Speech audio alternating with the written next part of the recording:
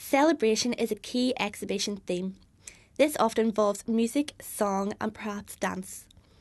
This African talking drum had an additional role, as it was used to summon people to celebrations from other villages and to communicate messages as far as 5 miles away, telling about births and marriages as well as many other events.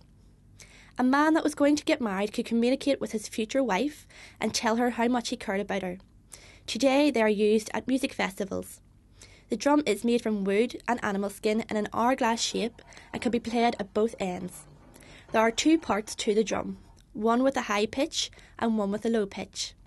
Drum language mimics Western African languages, and it can take 8 times longer to say something with a drum than it would to speak it. For example, to say "don't be afraid," you would drum "bring your heart back out of your mouth."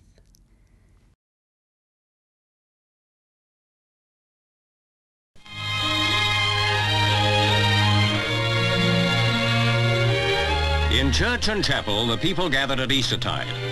In the passage of time, Easter has become not only a religious festival, but a public holiday, a well-earned break from the pattern of daily life.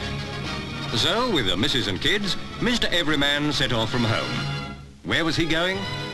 For the seaside, the country, the races, wherever he should decide, his coach awaited him. For a lot of us, a good go in the garden or the allotment was our holiday. Or if the wife finally got her way, maybe this. Pathé News looked in on a man in the headlines, Derek Kinney, George Cross, the hero of a Korean POW camp. He now hires out washing machines to the people of Leeds. While he was attending to his business, hundreds of motorists got out their old flivvers and were off into the wilds. At Luton, the crowds turned out for a taste of the traditional Easter, a hat parade. And what a collection there was, every shape, size and colour to appeal to any young girl's fancy.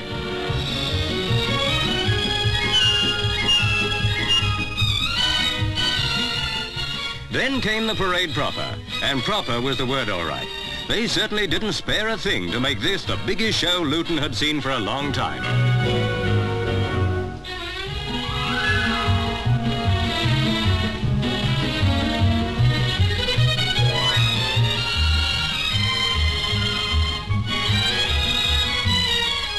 Meanwhile, up in Scotland, Easter Day looked more like Christmas, which suited skiers down to the ground, or rather up to the heights.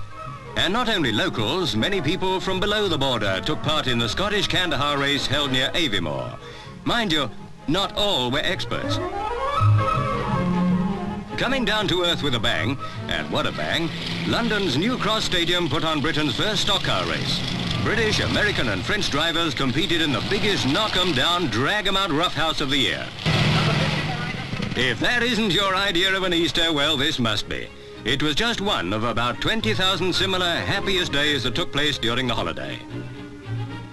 Care for something more robust? Well, what more bright and breezy than a typical Cockney's day out on Hampstead Heath?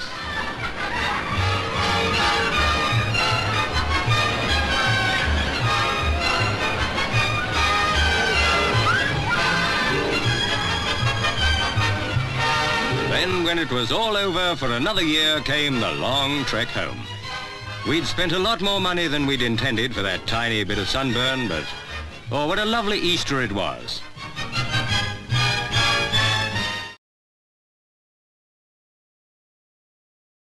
May Day is one of the 4 Irish quarter days. It is also known as Bealtaine and marks the start of summer. The others are St. Bridget's Day, or Imbolg, the 1st of February, which marks the start of spring, Lammastide, or Lughnasadh, which is also known by several other names and which falls as July changes to August, marking the beginning of the harvest season, and Halloween, or Samhain, the beginning of winter.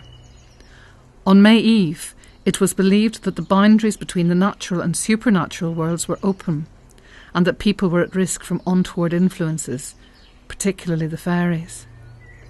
Marsh marigolds live at the boundary between earth and water, which may be why they were among the plants believed to offer powerful protection.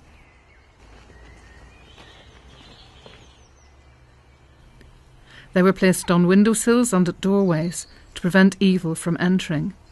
Celebration may include several actions of this sort, which leave no trace once they are completed.